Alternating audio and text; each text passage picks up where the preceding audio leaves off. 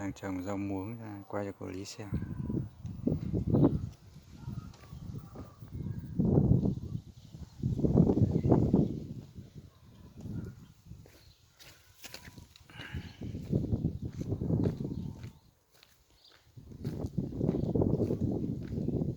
Dâu tây đang ra hoa.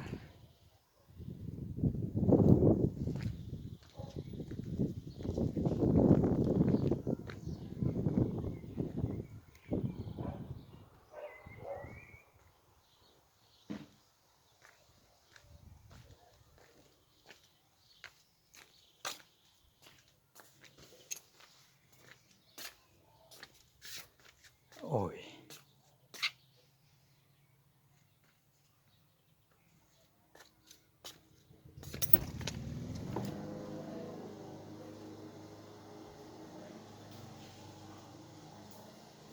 nem cuốn.